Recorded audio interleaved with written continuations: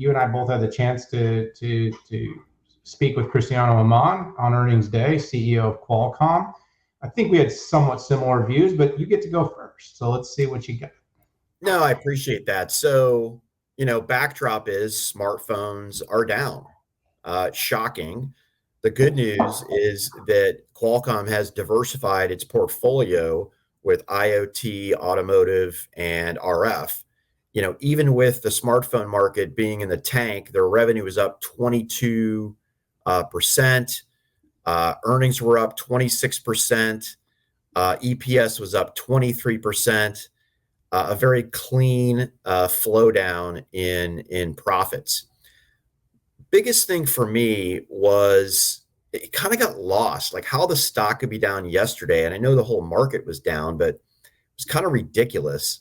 But they essentially announced that their percentage of getting the modems for Apple and a little bit of analog in there went from 20% to 100%. So I'm not an equities analyst, but sometimes I try to play one on TV. But when you update your spreadsheet on Qualcomm and that number goes up by 80% to the world's second largest smartphone maker, the largest premium smartphone maker, wouldn't the price go up? I don't know. I'm just a neophyte here.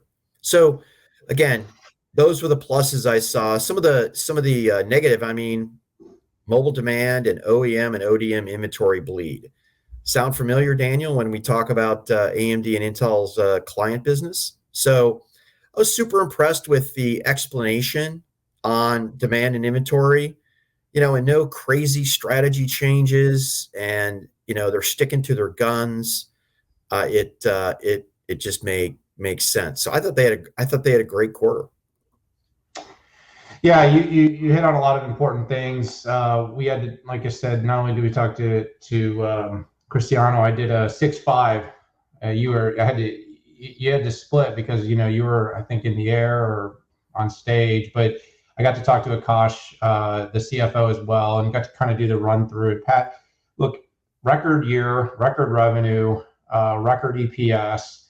The guide is what kills everyone right now. Nobody cares what you did. Everyone cares what you're going to do. And I guess if there's a truth that the market's forward looking, then that's why that they were being penalized for that. But gosh, if you look at the execution across the year, what did Cristiano Amon come out saying he wanted to do? He wanted to diversify the business. So whilst QCT, which is really the chip making part of the business, was growing that handset business, it was also creating multiple billion-dollar businesses that nobody really has in their spreadsheets, at least historically, if not.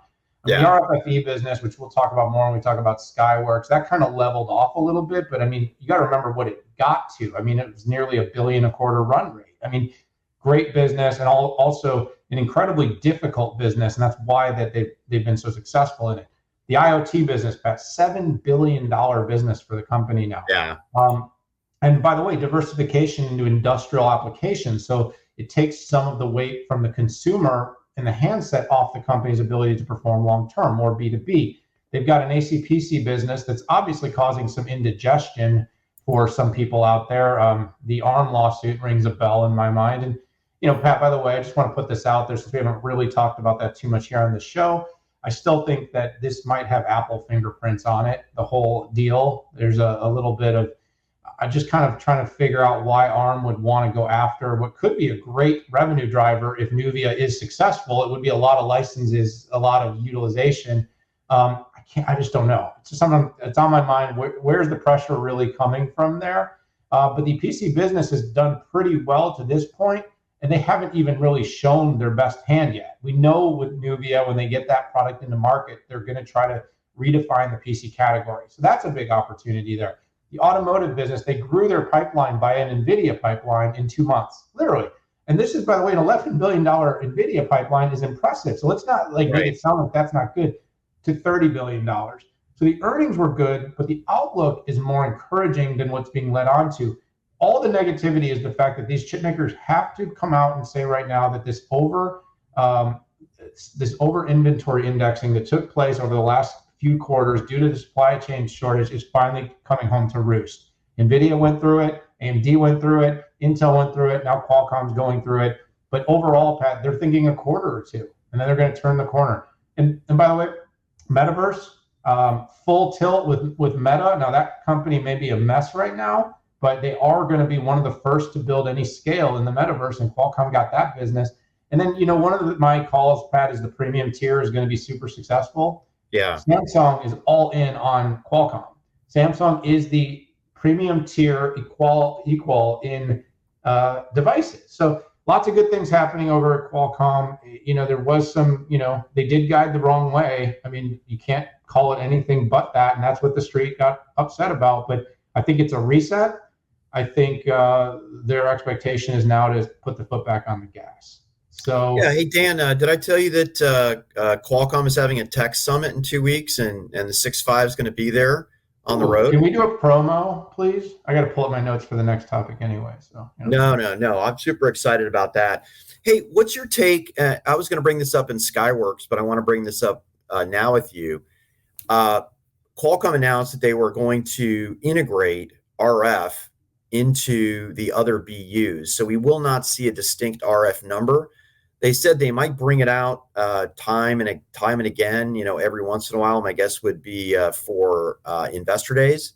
But is this a sign of decline or slowing down, or is this more simplicity? Because when you think about it, RF goes across everything, right? I mean, it's handsets, it's IoT devices hanging on the edge, it's in PCs. What's your take on that, Daniel?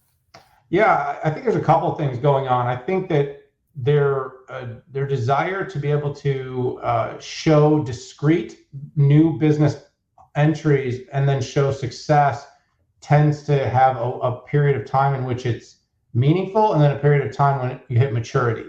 And I think the way they're kind of looking at it is the RF and the 5G and the front end and the handsets and the devices really is all an integrated thing. And so at some point, I think we've hit the maturity end of growth, perhaps, for this in this cycle. What's that? I said interesting. I'm not 100% sure, but what I'm saying is you saw this quarter, they've been doing this growth across segments thing, and 50% on handsets and 40% on automotive and 40% on IoT and then 4% on RF. If they don't believe that number maybe is gonna, if it's hit that, because remember, Pat, it was like 100% for a long. It was like 100 and then like 50 and like I don't know if they're kind of saying let's just kind of wrap it into the broader handset QCT number. And of course, it's not just handset though, because it goes across automotive and other parts. But maybe they focus on the three bigger growth areas and don't have that smaller number showing up every quarter. And plus, I don't think most people understand what RF front-end is. So, when you talk about adjacencies, you talk about handsets, people get it. You talk about automotive, people get it. You talk about IoT, and you're like, and they got this great mobile RFFE business, and people are like, what the is more mobile RFFE? So that might be it. They've got some great IP there. It's growing because that capability is what's helping IoT, automotive, and handsets. Yeah, they did one final victory lap and a middle finger to Qorvo and Skyworks, basically saying we're number one in handset RF. See you later. It's like let's move on here. Well, it's 4.3 billion in revenue, but like you said, it does really attach across the portfolio. So, we're both just speculating as to what it might be, but I don't think breaking out something if it's not showing that kind of growth, especially because it isn't that like maybe in the next year when Nuvia chips start to hit, will they start breaking out PC? Yeah. You know what I mean? Yeah, So you can start to see that IoT category is pretty wide definition of IoT. Well, for sure. But that's sort of a market trend, right? It's like cloud. Yeah. What is cloud, Pat? Yeah. Like every company's definition of cloud is different. It's economics and architecture.